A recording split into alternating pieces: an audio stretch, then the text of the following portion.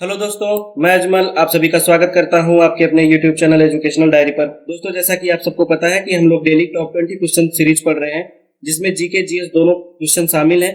और ये ऐसे क्वेश्चन हैं जो बार बार एग्जाम में, वनडे एग्जाम में स्पेशली पूछे ही जाते हैं। और ये एक नंबर के क्वेश्चन है, हमको देख कर टिक लगा के चले जाना है, इसमें और ज्यादा कुछ नहीं है। तो मैं आपको बताना चाहता हूँ कि इसी तरह का वीडियो हमारे इस चैनल पे अपलोड किया जाता है, जिसमें हम लोग अभी यूपी ट्रिपल एस सी पेट डीआई का भी मैंने वीडियो डाला हुआ है, जो बहुत ही बेहतरीन तरीके से पढ़ाया गया है। तो अगर आपको डीआई में बढ़िया नंबर लाना है, 20 में 20 नंबर लाने हैं, तो आप जाइएगा, वीडियो की डिस्क्रिप्शन में वहां लिंक है, वहां से आप उस वीडियो को देख लीजिएगा। चाहे चैनल पर जाकर प्लेलिस्ट बना है, वहां से भी आप देख सकते हैं। इसके अलावा जीके जीएस का मैंने एक पार्ट अपलोड कर दिया है, 10-12 मिनट का होगा। आप चलते चलते वीडियो देख सकते हो, बहुत ही मस्त क्वेश्चन है उसमें। और ये क्वेश्चन कहीं ना कहीं पूछा जाता है, जब आप पढ़ोगे तो आपको समझ में आ जाएगा। तो डेली 10 मिनट का समय निकालकर ये वीडियो देख लीजिएगा, आपको बहुत ही फायदा होगा इससे।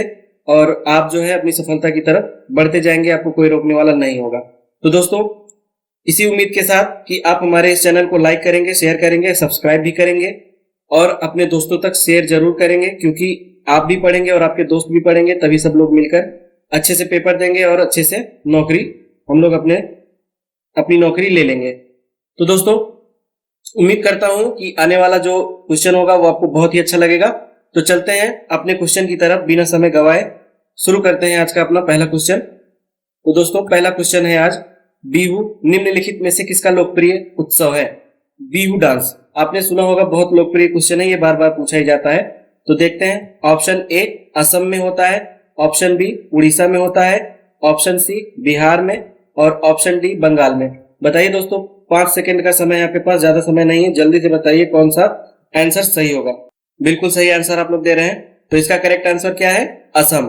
तो आप सामने देख पा रहे होंगे अपने कि बिहू डांस करते हुए कुछ महिलाएं और कुछ पुरुष हैं जो कि बिहू डांस कर रहे हैं। ये डांस बहुत प्रचलित होता है असम में। चलते हैं अगले क्वेश्चन की तरफ। अगला क्वेश्चन है अपना, विवेकानंद रॉक मेमोरियल कहां पर स्थित है? Option A Andaman Nicobar, option B Lakshadweep, option C Kerala और ऑप्शन डी तमिलनाडु। बताइए दोस्तों, कौन सा आंसर सही होगा? जल्दी से बताइए कौन सा आंसर सही होगा। बिल्कुल सही आंसर है, answer number D Tamil Nadu. Tamil Nadu में विवेकानंद रॉक मेमोरियल स्थित है। आप देख पा रहे होंगे सामने, उसका इमेज भी दिख रहा है, बहुत ही सुंदर जगह है। ठीक है दोस्तों, चलते हैं अगले क्वेश्चन की तरफ। अगला क्वेश्चन है, महात्मा गांधी को राष्ट्रपिता के रूप में उल्लेख सबसे पहले किसने किया था? ऑप्शन ए है Subhash Chandra Bose, option B Jawaharlal Nehru, option C Vallabh Bhai Patel और ऑप्शन डी इनमें से कोई नहीं। बताइए दोस्तों, कौन सा आंसर सही होगा? फटाफट से आंसर दीजिए। महात्मा गांधी को राष्ट्रपिता के रूप में सबसे पहले किसने कहा था? बिल्कुल करेक्ट आंसर आप लोग दे रहे हैं, सुभाष चंद्र बोस। ऑप्शन ए बिल्कुल करेक्ट आंसर है, सुभाष चंद्र बोस। अगले क्वेश्चन पे चलते हैं हम लोग। क्वेश्चन नंबर 4, प्रथम गोलमेज सम्मेलन कहां पर हुआ था? ऑप्शन ए नई दिल्ली में, ऑप्शन बी लंदन में, ऑप्शन सी बंबई में और ऑप्शन डी इनमें से कोई नहीं। प्रथम गोलमेज सम्मेलन जब हुआ था तो उस समय मुंबई को बंबई कहा जाता था, इसलिए यहाँ बंबई लिखा हुआ है। तो दोस्तों, बताइए कौन सा ऑप्शन सही है? 5 सेकंड का समय है आपके पास, फटाफट से आंसर दीजिए। बिल्कुल सही आंसर आ रहा है आपका, ऑप्शन नंबर बी लंदन में हुआ था प्रथम गोलमेज सम्मेलन। आप देख पा रहे होंगे कि गांधी जी वगैरह यहाँ पर बैठे हुए हैं, तो पूछ सकता है आपसे क्वेश्चन में कि क्या प्रथम गोलमेज सम्मेलन में गांधी जी सम्मिलित हुए थे कि नहीं? तो आप कहेंगे जी हाँ, बिल्कुल सम्मिलित हुए थे गांधी जी। चलते हैं अगले क्वेश्चन की तरफ। क्वेश्चन नंबर 5, देश का लौह पुरुष किसे कहा जाता है? ये क्वेश्चन आप सबको पता होगा। Option A Sardar Patel, option B Pandit Jawaharlal Nehru, option C Mahatma Gandhi, option D Lokmanya Tilak. तो देखिए इसमें से कौन सा आंसर सही होगा, बताइए जल्दी से। 5 सेकंड का समय आपके पास। Option number A Sardar Patel. आपको पता है सरदार पटेल की बहुत ही बड़ी मूर्ति बनाई गई है। तो सरदार पटेल जी जो है ये हमेशा चर्चा में रहते हैं और इनसे रिलेटेड कुछ ना कुछ क्वेश्चन पूछा ही जाता रहता है। ठीक है दोस्तों, चलते हैं अगले क्वेश्चन की तरफ। अगला क्वेश्चन है क्वेश्चन नंबर 6, महात्मा गांधी जी को अधनंगा फकीर किसने कहा था? ये क्वेश्चन बहुत बार पूछा जाता है और लगभग पूछा जाता है इतिहास से, तो ये बहुत इंपॉर्टेंट क्वेश्चन है। Option A Hitler, option B Jinnah, option C Churchill, option D Mountbatten. इन चारों में से किसने कहा था गांधी जी को अधनंगा फकीर? बताइए दोस्तों कौन सा आंसर सही होगा। बिल्कुल बिल्कुल करेक्ट बता रहे हैं आप लोग। ऑप्शन नंबर सी, चर्चिल नाम का ये खड़ूस व्यक्ति आप देख पा रहे होंगे, जिसने महात्मा गांधी को अधनंगा फकीर कहा था। शक्ल से ही लग रहा है कि बहुत ही खड़ूस रहा होगा। ठीक है दोस्तों, चलते हैं अगले क्वेश्चन की तरफ। क्वेश्चन नंबर 7, पंजाब केसरी के नाम से विख्यात थे, कौन विख्यात थे? ऑप्शन ए है रजनीत सिंह, ऑप्शन सी गुरु Govind Singh, option C Guru Nanak, option D Lala Lajpat Rai. कौन सा ऑप्शन सही होगा बताइए दोस्तों फटाफट से। 5 सेकंड का समय है अपने पास, अपने को ज्यादा समय नहीं देना है, बस वो क्वेश्चन पढ़ना है जो बार बार पूछा जाता है और चलते चलते पढ़ना है। ठीक है दोस्तों, तो इसमें बिल्कुल सही ऑप्शन बता रहे हैं, ऑप्शन डी लाला लाजपत राय। ठीक है दोस्तों, इन्हें पंजाब केसरी के नाम से जाना जाता था। चलते हैं अगले क्वेश्चन की तरफ। क्वेश्चन नंबर 8, निम्नलिखित में से कौन सी गंगा की सहायक नदी नहीं है?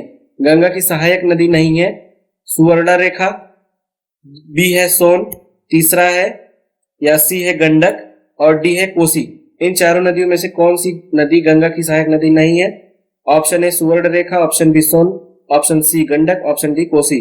बिल्कुल सही answer Subarnarekha, option A is the correct answer. ये आप देख पा रहे होंगे, छोटा सा मस्त पिक्चर लग रहा है।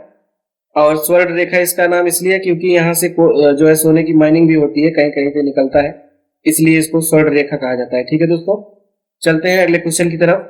क्वेश्चन नंबर 9, किस राज्य की सीमा चीन से जुड़ी हुई है? ये हमको बताना है, चीन से किस राज्य की सीमा जुड़ी है भारत की। तो ऑप्शन ए है Manipur, option B Nagaland, option C Assam, option D Arunachal Pradesh. बताइए कौन सा आंसर सही होगा इसमें, कौन सा ऐसा राज्य है जो चीन की सीमा से जुड़ा हुआ है? बिल्कुल करेक्ट आंसर आ रहा है आपका ऑप्शन नंबर डी अरुणाचल प्रदेश। आप यहाँ पर देख पा रहे होंगे, यहाँ पर आप देखेंगे अगर तो ये आप देख रहे हैं यहाँ पे अरुणाचल प्रदेश यहाँ पर है, तो ये वाला जो सीमा है ये तिब्बत से लगा हुआ है। और आपको पता है कि तिब्बत क्या है, चीन के अंडर में है। और यहाँ से अगर आपसे पूछा जाए कि बताइए और किससे किससे सटा हुआ है, तो आप बता सकते हैं उत्तर प्रदेश से भी सटा है, हिमाचल प्रदेश से भी सटा है और इधर जम्मू कश्मीर से भी सटा हुआ है। ठीक है दोस्तों, इन सबसे तिब्बत सटा हुआ है और तिब्बत किसका अभी पार्ट है? चाइना इस पे कब्जा करके रखा है। ठीक है दोस्तों, तो ये था अपना क्वेश्चन नंबर 9। चलते हैं क्वेश्चन नंबर 10 की तरफ।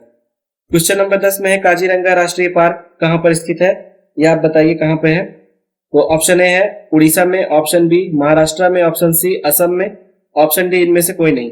बहुत इंपॉर्टेंट क्वेश्चन है ये, बार बार पूछा जाता है काजीरंगा राष्ट्रीय नेशनल पार्क कहां पर है या नेशनल पार्क कहां पर है। ठीक है दोस्तों, बताइए कौन सा ऑप्शन सही होगा इसमें। पहला ऑप्शन है उड़ीसा, दूसरा है महाराष्ट्र, तीसरा है असम, चौथा इनमें से कोई नहीं। बिल्कुल correct answer Assam, option C is the correct answer. Assam में काजीरंगा राष्ट्रीय पार्क स्थित है, जहां पर एक सींग वाले गैंडा, हिरन और ये बाघ और ये टर्टिल, सबसे छोटे जो यहाँ पे कछुए होते हैं, उसके लिए भी जाना जाता है। ठीक है दोस्तों, चलते हैं अगले क्वेश्चन की तरफ। क्वेश्चन नंबर 11 ऑपरेशन फ्लड से संबंधित है, बहुत इंपॉर्टेंट क्वेश्चन है। ऑपरेशन फ्लड क्या है? ऑप्शन ए तमिलनाडु से संबंधित है ऑपरेशन फ्लड, ऑप्शन बी बाढ़ नियंत्रण से संबंधित है, ऑप्शन सी दूध का आयात से संबंधित है या ऑप्शन डी डेयरी विकास से संबंधित है ऑपरेशन फ्लड। बताइए दोस्तों कौन सा आंसर सही होगा। 5 सेकंड का समय आपके पास, जल्दी से बताइए। बहुत सही आंसर दे रहे हैं आप लोग। बिल्कुल ऑप्शन नंबर डी डेयरी विकास से संबंधित है ये। ठीक है दोस्तों, ऑपरेशन फ्लड अगर आप नाम सुन रहे हैं इसका मतलब ये डेयरी विकास से संबंधित है, इतना ध्यान में रखिएगा। चलते हैं अगले क्वेश्चन की तरफ। क्वेश्चन नंबर 12 आंसुओं में कौन सा पदार्थ घुला रहता है? आंसुओं में कौन सा पदार्थ घुला रहता है? जब आप लोग मगरमच्छ के आंसू गिराते हो तो उसमें क्या रहता है आप बताइए। सामान्य नमक, ऑप्शन ए, ऑप्शन बी समुद्र, option C starch, option C glucose. तो इतना तो पता ही होगा कि समुद्र तो नहीं हो सकता, क्योंकि किसी के आंसुओं में समुद्र थोड़ी ना समा सकता है, तो ये ऑप्शन तो कट गया। बाकी 3 ऑप्शन में बताइए कौन सा सही है। Option number A is the correct answer, सामान्य नमक। सामान्य नमक पाया जाता है आंसुओं में। ठीक है दोस्तों, फिर चाहे वो घड़ियाली आंसू हो और चाहे सही आंसू हो। चलते हैं अगले क्वेश्चन की तरफ। क्वेश्चन नंबर 13 लोहे पर जंग लगती है, किस कारण लगती है ये बताना है आपको। ऑप्शन ए है फेरिक ऑक्साइड से लगता है, ऑप्शन बी है जल योजित फेरस तथा फेरिक ऑक्साइड से लगता है, ऑप्शन सी है क्षारकीय फेरस एवं फेरिक कार्बोनेट से लगता है या फिर उपर्युक्त सभी के कारण? बताइए दोस्तों कौन सा आंसर सही होगा। लोहे में जंग क्यों लगता है?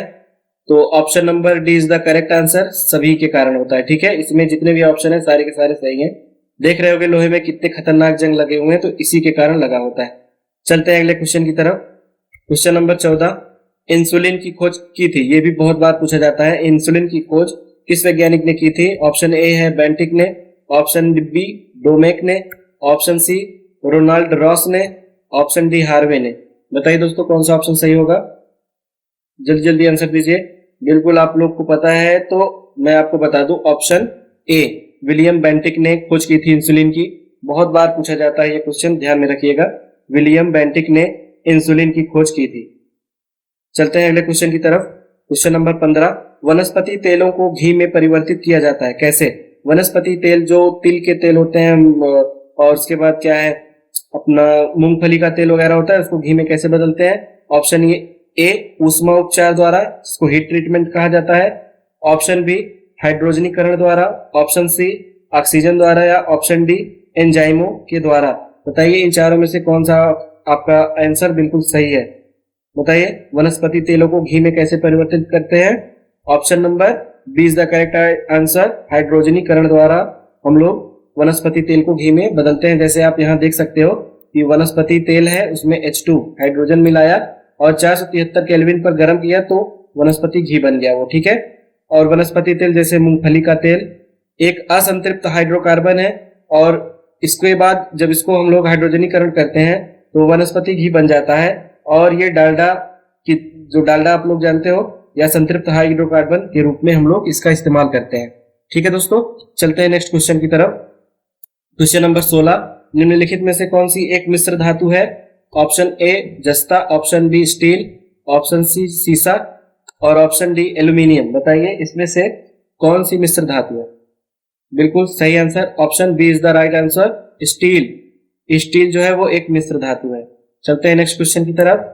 क्वेश्चन नंबर 17, निम्नलिखित में से कौन सी ईंधन गैस नहीं है? कौन सी ईंधन गैस नहीं है? ऑप्शन ए भाप अंगार गैस, जिसको वाटर गैस कहा जाता है। ऑप्शन बी प्रोड्यूसर गैस, जिसको इंग्लिश में भी वही कहते हैं। ऑप्शन सी हास्य गैस या laughing gas. Option D marsh gas. ठीक है दोस्तों, बताइए इनमें से कौन सा ऑप्शन आपका एकदम से करेक्ट आंसर है? बिल्कुल सही, ऑप्शन नंबर सी हास्य गैस, लाफिंग गैस। ये ऐसा गैस होता है दोस्तों कि रोते हुए को भी हंसा देता है। अगर आपको हंसना है तो आप थोड़ा सा हास्य गैस या लाफिंग गैस सुन लेंगे तो आप हंसते ही चले जाएंगे, भले ही आपको कितनी भी दिक्कत होती है। ठीक है दोस्तों, तो ये बहुत ही मजेदार गैस है। इस गैस का इस्तेमाल हम लोग फ्यूल की तरह नहीं करते हैं। ठीक है, तो चलिए आगे बढ़ते हैं हम लोग क्वेश्चन नंबर 18 की तरफ। 18 क्वेश्चन है, निम्नलिखित में से कौन सा तत्व प्रबल क्षारीय ऑक्साइड बनाता है जब ऑक्सीजन में जलता है? ऑप्शन ए है phosphorus, option B sodium, option C लोहा और ऑप्शन डी गंधक।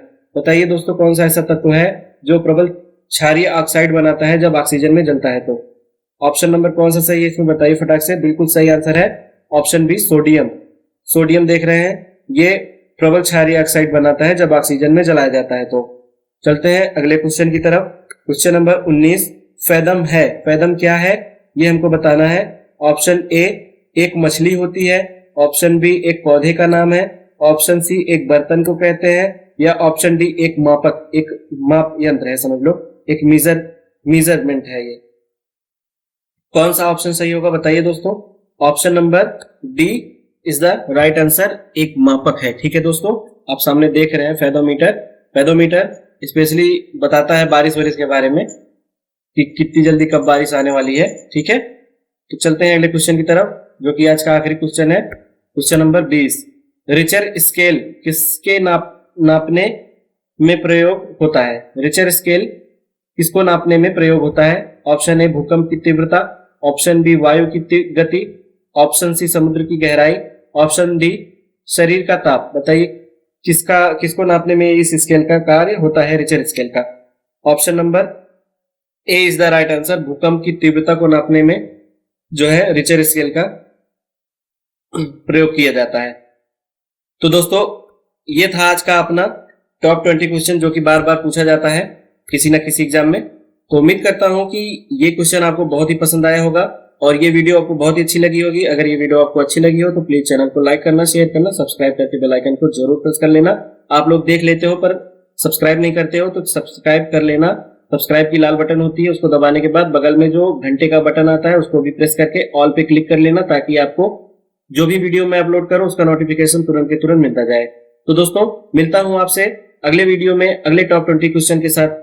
तब तक के लिए गुड बाय।